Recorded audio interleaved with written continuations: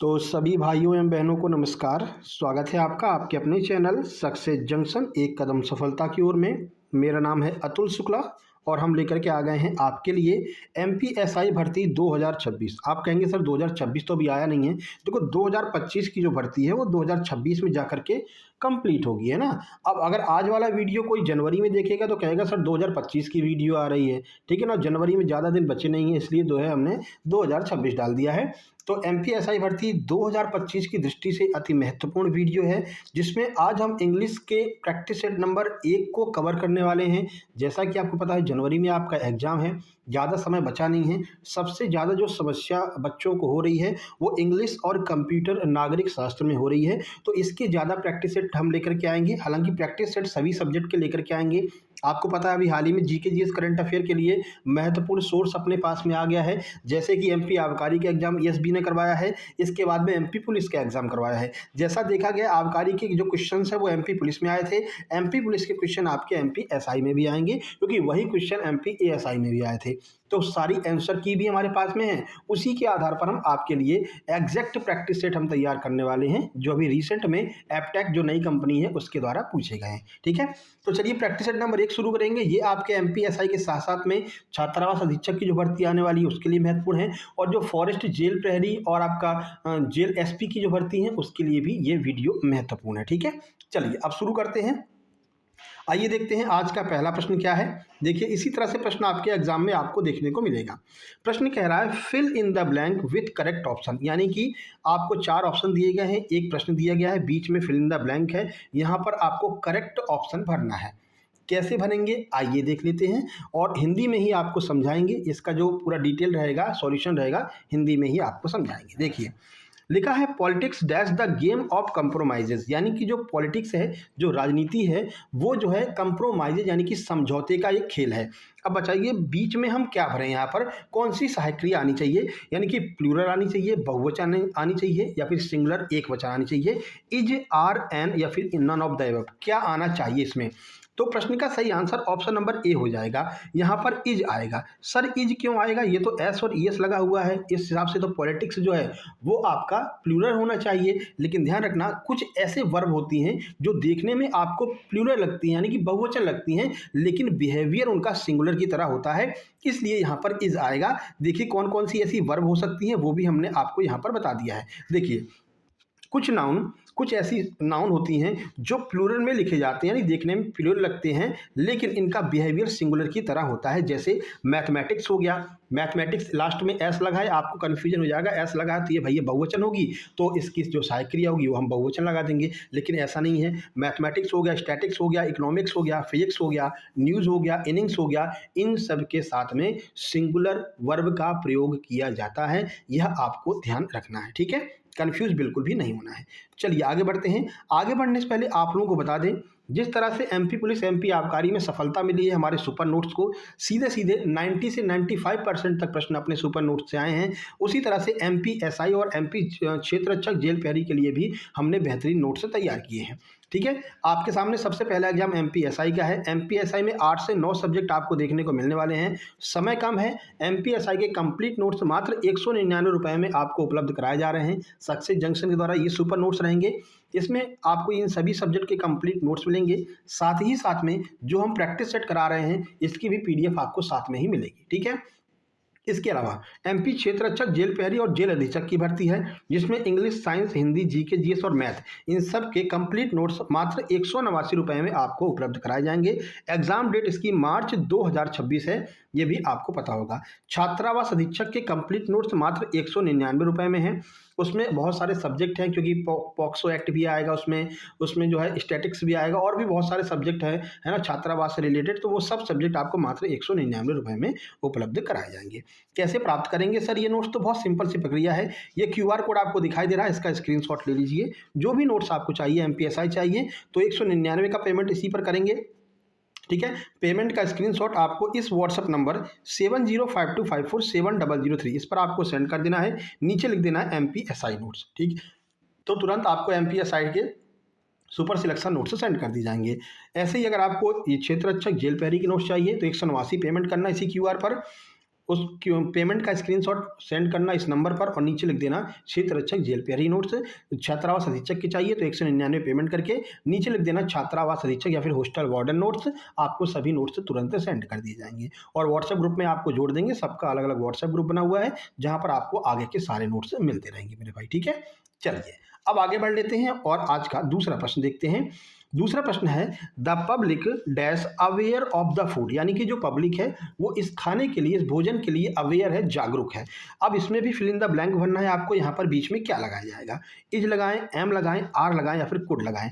अब यहाँ पर हम आर लगाएंगे। आर क्यों लगाएंगे, आप कहेंगे सर इसमें तो एस लगा हुआ नहीं है तो ये किस तरह से सर जो है प्लूरल हो जाएगा, ये तो सिंगुलर दिखाई दे रहा है। लेकिन ध्यान रखना कुछ ऐसे कलेक्टिव नाउन होते हैं, जितने भी कलेक्टिव नाउन होंगे वो देखने में तो आपको सिंगुलर लिखे जाते हैं, ठीक है ना। देखने में आपको लगेंगे कि ये तो सिंगुलर है लेकिन उनका बिहेवियर प्लूरल की तरह होता है, बहुवचन की तरह होता है। और कौन कौन से होते हैं वो देख लीजिए, जैसे पीपल हो गया, पुलिस हो गया, पब्लिक हो गया, कैटल हो गया, फॉग हो गया, आर्मी हो गया, ज्यूरी हो गया।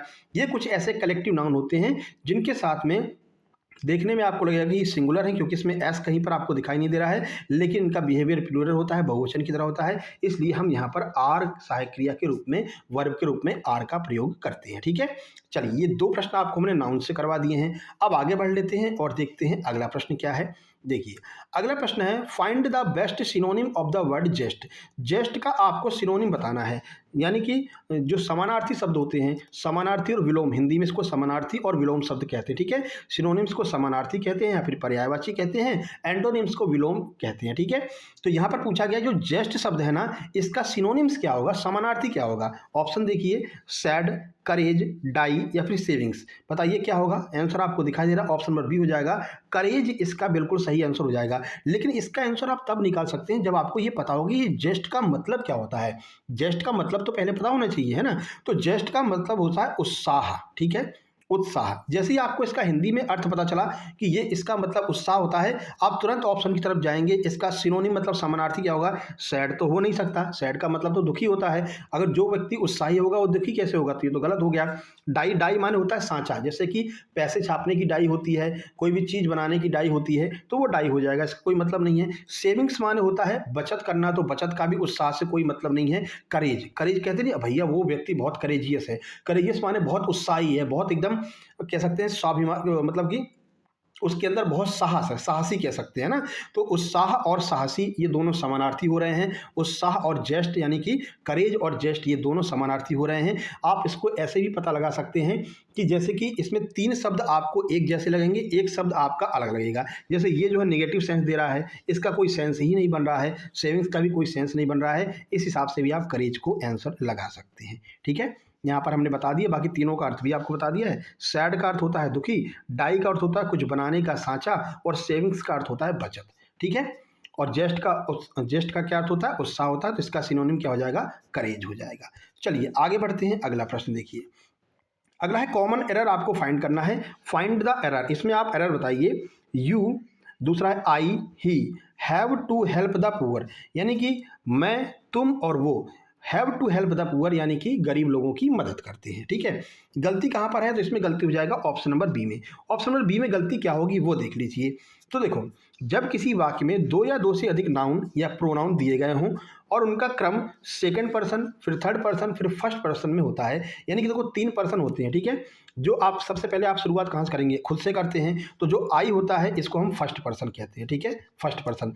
आप किससे बात कर रहे हैं, सामने वाले से, तुमसे बात कर रहे हैं, तो जो यू होता है YOU, इसे हम कहते हैं सेकंड पर्सन। किसके बारे में बात कर रहे हैं, वह या फिर उसके बारे में बात कर रहे हैं, तो जो ही, सी और इट होता है ये होता है थर्ड पर्सन, ठीक है। अब जब भी आपको वाक्य में ये तीनों चीजें देखने को मिले तो इसको किस क्रम में सजाया जाएगा, इनके ऑर्डर से संबंधित प्रश्न आता है। तो ध्यान रखना, नॉर्मल केसेज में 2, 3, 1 यानी कि सबसे पहले सेकंड पर्सन आएगा, ठीक है, उसके बाद में थर्ड पर्सन आएगा और सबसे लास्ट में फर्स्ट पर्सन आता है। यहाँ पर गलती क्या है देख लो, सेकंड पर्सन तो अपनी जगह पर सही आया है, 231 231 याद रखना। सेकंड पर्सन तो अपनी जगह पर सही आया है, लेकिन इसके बाद में थर्ड पर्सन को आना चाहिए था, यानी कि जिसके बारे में बात कर रहे हैं, यानी कि ही सी और इट को आना चाहिए था। तो यहाँ पर कौन आ गया, आई आ गया, यहाँ पर फर्स्ट पर्सन आ गया है। तो ध्यान रखना, पहले सेकंड पर्सन आएगा यानी यू लिख दिया, उसके बाद वो थर्ड पर्सन आएगा यानी कि ही आएगा, उसके बाद में सबसे लास्ट में हम खुद को लेकर के आएंगे यानी कि आई को लेकर के आएंगे। तो ऑर्डर की यहाँ पर दिक्कत थी, जो कि ऑप्शन नंबर बी में हमको गलती दिखाई दे रही थी। तो जो सही वाक्य बनेगा वो क्या बनेगा, you he I have to help the poor. ठीक है ना, इस तरह से ये आपका ऑर्डर वाला क्वेश्चन पूछा जाता है। ये सारे प्रश्न आपके पूछे गए हैं, अभी एप्टेक ने जितने भी एग्जाम करवाए हैं जिसमें भी इंग्लिश पूछी गई है वहां से ये प्रश्न हम आपके लिए एकदम ताजे ताजे प्रश्न लेकर के आए हैं। ठीक है भाई, चलिए क्वेश्चन नंबर 5 पर चलते हैं। देखिए क्वेश्चन नंबर 5 क्या कह रहा है, देखो, you and he are doing dash work, यानी कि तो जो वो है तुम और ही, और जो वह है यानी कि दो लोग हैं, दोनों लोग मिलकर के काम कर रहे हैं। अब किसका काम कर रहे हैं, कहते नहीं you and I doing my work, you and I doing their work. तो यहाँ पर आपको फिल इन द ब्लैंक में भरना है कि आवर भरेंगे, देयर भरेंगे, योर भरेंगे या फिर हिज भरेंगे। क्या भरेंगे बताइए, you and he are doing dash work. तो यहाँ पर आप भरेंगे क्या, ऑप्शन नंबर सी यानी कि योर भरेंगे। सर योर क्यों भरेंगे, आइए वो आपको बता देते हैं। यदि वाक्य में सेकंड और थर्ड पर्सन दिए गए हों, बिल्कुल सही बात है सर, वाक्य में सेकंड और थर्ड पर्सन दिए गए हैं, ये तो बिल्कुल फॉलो कर रहा है। तो नियम क्या कहता है, यदि वाक्य में सेकंड और थर्ड पर्सन दिए गए हों तो पजेसिव प्रोनाउन जो होता है उसके रूप में योर का प्रयोग किया जाता है। ठीक है, तो you and he are doing your work कर देंगे, क्योंकि यहाँ पर क्या क्या दिया है, तो सेकंड पर्सन दिया है और थर्ड पर्सन दिया है। तो सेकंड पर्सन के अकॉर्डिंग हम पजेसिव प्रोनाउन का प्रयोग करते हैं। सेकंड पर्सन केवल केवल एक होता है, वो कौन होता है, यू, इसलिए यहाँ पर हम योर का प्रयोग करेंगे, वाई ओ यू आर लगाएंगे। ठीक है, तो you and he are doing your work, वो और वह दोनों मिलकर के अपना काम कर रहे थे, और अपना यानी पजेसिव प्रोनाउन के रूप में हमने यू की जगह पर योर का प्रयोग किया है। अगर यू नहीं होता तो आप देयर और हिज या फिर हर का प्रयोग कर सकते थे, लेकिन क्योंकि यू आ गया है, सेकंड पर्सन आ गया है, नियम कहता है सेकंड पर्सन आए तो उसी के अकॉर्डिंग पजेसिव प्रोनाउन का यूज करेंगे, तो यहाँ पर हम योर का प्रयोग करेंगे। सारी चीजें समझ में आ रही, कोई दिक्कत तो नहीं है। इसके बाद में कंप्यूटर का लेकर के आएंगे प्रैक्टिस सेट, है ना, जिससे कि कोई भी दिक्कत ना हो, आपका एक भी नंबर गलत नहीं होना चाहिए। चलिए नंबर 6 देखते हैं। कह रहा है owing to this consistent practice he is dash well in the particular sport, यानी कि उसने लगातार इतनी प्रैक्टिस की है, कंसिस्टेंसली मतलब लगातार प्रैक्टिस की है कि वह जो है he is dash well in the particular sport, यानी इस स्पोर्ट में, इस खेल में वह बेस्ट हो गया है, उसने लगातार इतनी प्रैक्टिस की है।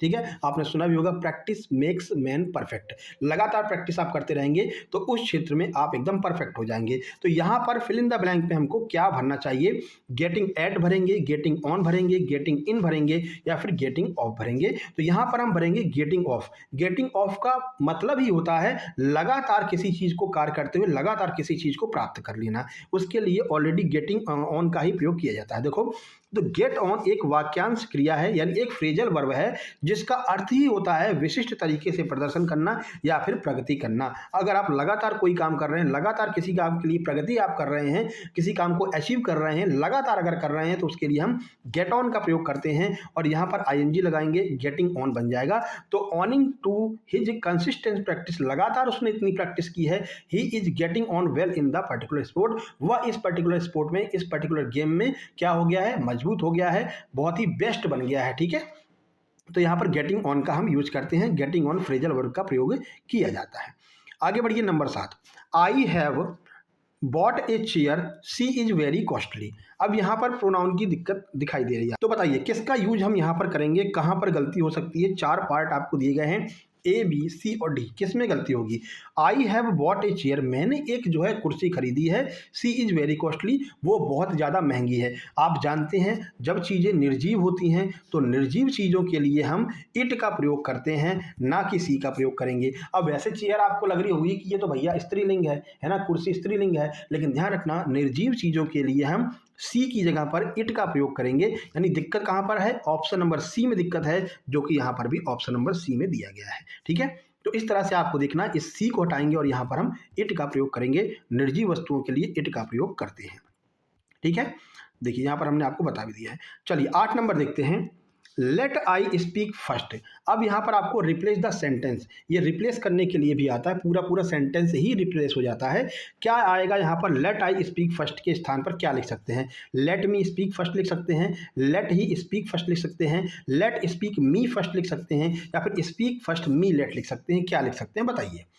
आइए आंसर देख लेते हैं, फिर आपको सॉल्यूशन बताते हैं। सही आंसर ऑप्शन नंबर ए हो जाएगा। यहाँ पर लेट मी स्पीक फर्स्ट लिखेंगे। सर ऐसा क्यों करते हैं, तो एक नियम है, एक रूल है जो ये बताता है कि लेट के बाद में ऑब्जेक्टिव केस ही आएगा। ठीक है, ऑब्जेक्टिव केस यहाँ पर आई जो है ये तो सब्जेक्टिव हो गया, तो आई का ऑब्जेक्टिव क्या होता है, मी होता है, तो लेट के बाद में हमेशा मी का प्रयोग करेंगे, यानी ऑब्जेक्टिव केस का प्रयोग करेंगे। ऑप्शन नंबर ए इसलिए बिल्कुल सही हो जाएगा। यहाँ पर देखो लेट के बाद में ही का प्रयोग कर रहा है, ही तो सब्जेक्ट हो गया, ये भी गलत हो जाएगा। यहाँ पर फॉर्मेशन ही गलत है, पहले लेट कर दिया, फिर स्पीक के बाद में मी को बाद में रखा है, तो ये फॉर्मेशन गलत हो जाएगा। स्पीक पहले कर दिया, फर्स्ट कर दिया, लेट को एकदम लास्ट में कर दिया, तो ये फॉर्मेशन भी गलत हो गया। कुल मिलाकर के हमारा आंसर बचा कौन सा, option number A, let me speak first. ठीक है, तो लेट अथवा प्रीपोजिशन के बाद प्रयोग किया गया प्रोनाउन हमेशा ऑब्जेक्टिव केस में होता है। ये सारे प्रश्न आपको ऐसे के ऐसे ही आपके एग्जाम में देखने को मिलने वाले हैं। तो वीडियो को लाइक कर देना है, जैसा आपका रिस्पांस रहेगा उसी हिसाब से हम प्रश्नों की संख्या बढ़ाते चलेंगे और ज़्यादा से ज़्यादा प्रैक्टिस सेट आपके लिए लेकर के आते रहेंगे। बाकी जिन लोगों ने पहले एमपीएसआई का नोट्स ले लिया है, जो ग्रुप में शामिल हैं, जो एमपीएसआई वाले ग्रुप में ऐड हैं, उनके पास में इसका पीडीएफ तुरंत पहुंच जाएगा, और केवल नोट्स जिन लोगों ने लिया है उनके पास ही इसका पीडीएफ पहुंचेगा। साफ सीधी बात है, बाकी आप लोग वीडियो देख सकते हैं। चलिए number 9, dash university is the best place of physical education, यानी कि जो यूनिवर्सिटी, जो विश्वविद्यालय होते हैं वो सबसे अच्छे स्थान होते हैं फिजिकल एजुकेशन के लिए, यानी शारीरिक दक्षता प्राप्त करने के लिए जो विश्वविद्यालय होते हैं वो सबसे अच्छे जो है कहते हैं कि सबसे अच्छे स्थान होते हैं। क्या भरेंगे यहाँ पर, आर्टिकल का प्रयोग आपको करना है, एन भरेंगे, ए भरेंगे, दा भरेंगे, या फिर नो आर्टिकल आएगा। सही आंसर ऑप्शन नंबर बी, यहाँ पर हम ए भरेंगे। सर ए क्यों भरेंगे, यहाँ पर तो हमको जो नियम बताया गया है, जो नियम हमने पढ़ा है उसमें बताया सर ए, ई और आई, ओ, यू जहाँ पर भी दिखाई दे तो इसके आगे हम एन का प्रयोग करते हैं, है ना, ये हमने पढ़ रखा है। लेकिन ध्यान रखना इस पर नहीं जाएंगे, हम बोल करके देखेंगे। यूनिवर्सिटी बोल करके देखिए हिंदी में कैसे आप लिखेंगे, ऐसे लिखेंगे यूनिवर्सिटी, ठीक है ना, ऐसे लिखेंगे। ठीक है, तो यहाँ पर जो पहला शब्द है वो आपको व्यंजन दिखाई दे रहा है, और जब भी व्यंजन यानी कॉन्सोनेंट आपको दिखाई दे हिंदी के, तो आपको ए से स्टार्ट करना रहेगा। ठीक है, ए से आपको स्टार्ट करना रहेगा। तो यूनिवर्सिटी शब्द के साथ आर्टिकल ए, यानी कि ए यूनिवर्सिटी लगता है, क्योंकि भले ही ये शब्द यू यानी स्वर से शुरू होता है, लेकिन उच्चारण जो है, जो पहला उच्चारण का जो शब्द है वो है या, और या क्या होता है, व्यंजन होता है, जो व्यंजन की ध्वनि निकालता है, कॉन्सोनेंट साउंड निकालता है, इसलिए हम ए यूनिवर्सिटी करेंगे, ना कि एन यूनिवर्सिटी। तो ऑप्शन नंबर बी आपका सही हो जाएगा, a university is the best answer आपका होगा। ठीक है मेरे भाई, चलिए एलिफेंट वाले में उल्टा हो जाता है, एन एलिफेंट। अब बोल करके देखिए एलिफेंट, तो यहाँ पर भी आपको स्वर दिखाई दे रहा है, एलिफेंट की स्पेलिंग भी SELEPHENT, तो यहाँ पर भी आपको स्वर दिखाई दे रहा है, दोनों जगह स्वर दिखाई दे रहा है, इसलिए हम वहाँ पर एन का प्रयोग करते हैं। ठीक है, चलिए बाकी जब नोट्स लेंगे ना तो इंग्लिश का पूरा आपको नोट्स मिलेगा, उसमें आर्टिकल वगैरह सब कुछ दिया रहेगा, सब्जेक्ट वर्ग एग्रीमेंट आर्टिकल वगैरह का पूरा कंप्लीट नोट्स आपको दिया जाएगा। चलिए भाई आगे बढ़ते हैं। अगला है आपको नाउन पता करना है कि इसकी नाउन क्या होगी। Find the noun of the word admit, admit की नाउन क्या होगी। आइए देखते हैं एडमिट से कौन सा शब्द बन सकता है।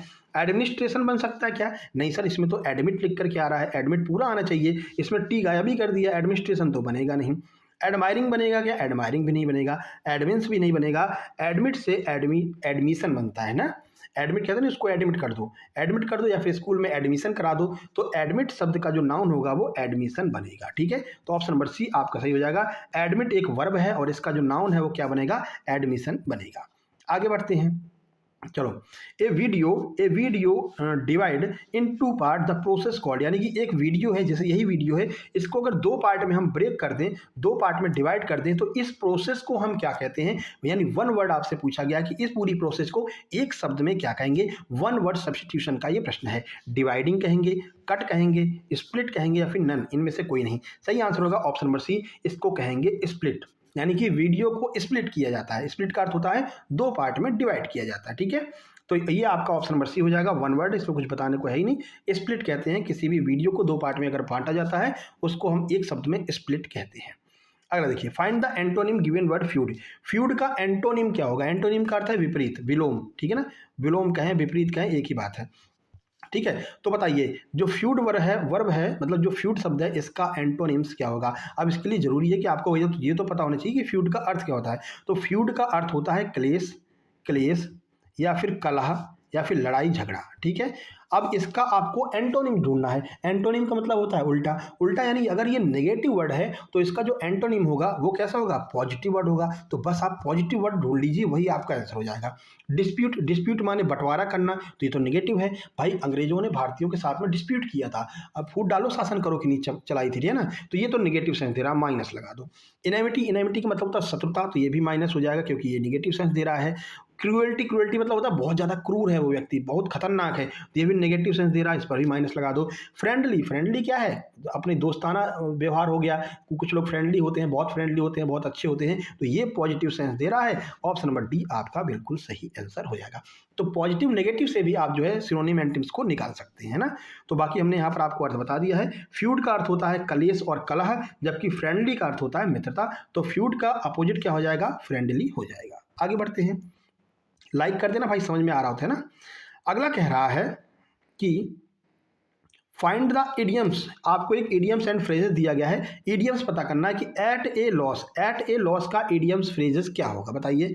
इसके लिए जरूरी है कि आपको पता होना चाहिए एट ए लॉस का अर्थ क्या होता है। तो एट ए लॉस का अर्थ है घबरा जाना। कैसा हो जाना, घबरा जाना, घबरा जाना, ठीक है। अब चलो देखते हैं कहाँ पर इसका अर्थ निकल रहा है। To be ruined, to be ruined का अर्थ है कि पूरा तबाह हो जाना।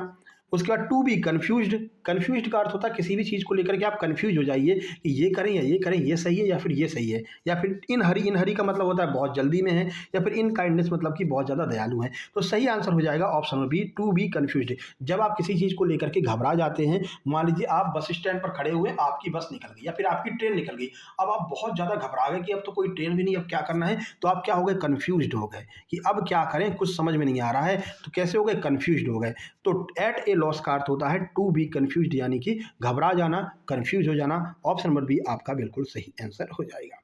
चलिए अगला देखिए, number 14। I have dash completed the 5 first chapters, या फिर होगा नो एरर, बताइए क्या होगा।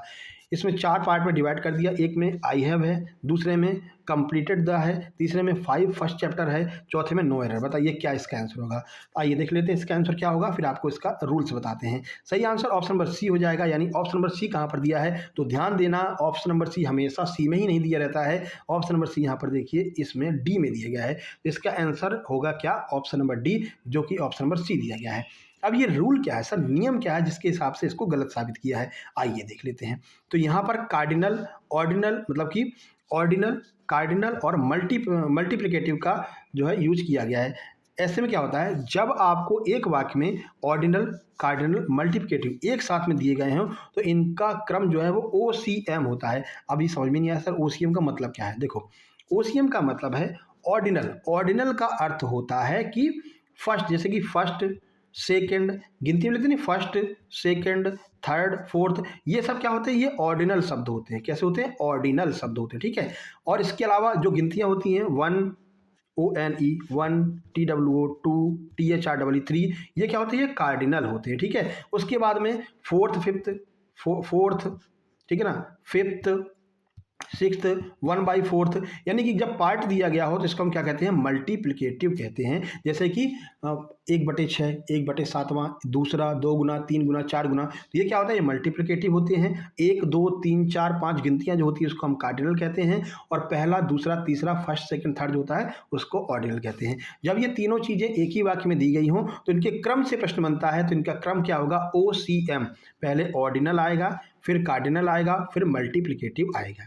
यहाँ पर क्या किया है, यहाँ पर इनने पहले वो दे दिया है, कार्डिनल दे दिया है ना, 1 2 3 पहले दे दिया है, जबकि आना क्या चाहिए, फर्स्ट, सेकंड, थर्ड पहले आना चाहिए, इसलिए ये गलत हो गया है। तो आपका जो बिल्कुल सही सेंटेंस बनेगा वो क्या बनेगा, I have completed first 5 chapters, यानी कि पहले 5 चैप्टर्स को हमने कंप्लीट किया है। तो सबसे पहले क्या आएगा, सबसे पहले first, second, third, fourth, fifth, sixth, seventh, eighth, ये सब आते हैं। उसके बाद गिनतियाँ आती है 1 2 3 4 5 6 7 8। अगर इसमें मल्टीप्लिकेटिव भी दिया होता तो उसको हम सबसे लास्ट में रखते हैं कि 1/4, 1/3, थर्ड मतलब फिफ्थ, सेवन्थ, एट्थ, ये आप सबसे लास्ट में रखते हैं, ठीक है ना। आ गया समझ में। अब आगे बढ़ते हैं, देखिए अगला है number 15। A number of boys dash home, मतलब कि a number of boys dash home, मतलब डैश कम, यानी कि बहुत सारे लड़के घर पर आए या फिर कहीं पर आए। अब इस फिल इन द ब्लैंक में आपको भरना है कौन सी वर्ब लगेगी। यहाँ पर हैज लगाएं, हैव लगाएं, इज लगाएं या फिर वाज लगाएं। सही आंसर आपका हो जाएगा ऑप्शन नंबर बी, यहाँ पर हैव लगाएंगे। ये नियम फॉलो करता है। अब कंफ्यूज नहीं होना कि सर यहाँ पर तो ए दिया गया है, अगर ए दिया है तो उसको तो सिंगुलर बना दिया, यहाँ पर सिंगुलर वर्ब आनी चाहिए। लेकिन ध्यान रखना ए नंबर ऑफ के साथ में हमेशा हम प्लूरल वर्ब और प्लूरल नाउन का ही प्रयोग करते हैं, यानी बहुवचन नाउन भी रहेगी और बहुवचन क्रिया का भी प्रयोग करेंगे, सहायक क्रिया भी बहुवचन रहेगी। तो ध्यान रखना ए नंबर ऑफ के साथ में हमेशा प्लूरल वर्ब रहेगी और प्लूरल ही नाउन रहेगी, यानी कि दोनों चीज़ें प्लूरल ही रहेंगी। ए नंबर ऑफ बॉयज़, ये तो प्लूरल हो गया, यानी कि नाउन तो प्लूरल हो गई, लेकिन सहायक क्रिया भी हम प्लूरल ही लगाएंगे, जो कि हमारी हैव दी गई है। बाकी तीनों यहाँ पर सिंगुलर दी गई हैं। एक ही ऑप्शन आपका प्लूरल दिख रहा है, जो कि आपका हैव है। ऑप्शन नंबर बी आपका सही आंसर हो जाएगा। ठीक है, तो ये आज 15 प्रश्न थे, एक डेमो क्लास मान लीजिए। कैसी लगी, जैसा आपका रिस्पॉन्स रहेगा उसी हिसाब से आगे की क्लासेज आती रहेंगी। ये आपके सभी एग्जाम, जो भी एग्जाम में इंग्लिश आएगी उन सब के लिए ये वीडियो महत्वपूर्ण है। अब देखो टॉपिक वाइज पढ़ाने का टाइम नहीं बचा है, प्रैक्टिस जितना ज़्यादा आपकी करवा सके उतनी हम प्रैक्टिस करवा देंगे। बाकी आप लोग जब नोट्स ले लेंगे, इस नंबर पर मैसेज करके नोट्स ले लेंगे, तो नोट्स से सारी चीज़ें क्लियर होती रहेंगी। नोट्स से अपना पूरा सब्जेक्ट क्लियर कर लीजिए और प्रैक्टिस तो हम बेहतरीन प्रश्नों की करा ही रहे हैं, जो सीधे आपके एग्जाम में छपे मिलेंगे। ठीक है ना, तो बाकी वीडियो कैसी लगी ये आपको कमेंट बॉक्स में कमेंट करना है। फिलहाल इस वीडियो को लाइक कर देना जिससे ज़्यादा लोगों तक पहुंच सके, शेयर कर देना सभी व्हाट्सएप ग्रुप में, जितने भी आपके जान पहचान के लोग हैं सबके पास शेयर कर देना, जो भी एग्जाम देने वाले हैं, चाहे छात्रावास अधीक्षक का, चाहे फिर आपका फॉरेस्ट गार्ड का, या फिर आपका जो है MPSI का। ठीक है, चैनल पर पहली बार आए हैं, सब्सक्राइब करके नोटिफिकेशन बेल दबा लीजिए और इस नंबर पर व्हाट्सएप करके अपने नोट्स प्राप्त कर लीजिए। मिलते हैं नेक्स्ट वीडियो में, जो कि होगी आपकी कंप्यूटर की वीडियो, या फिर किसकी वीडियो चाहिए आप ये भी कमेंट बॉक्स में कमेंट कर सकते हैं। तब तक के लिए नमस्कार, धन्यवाद।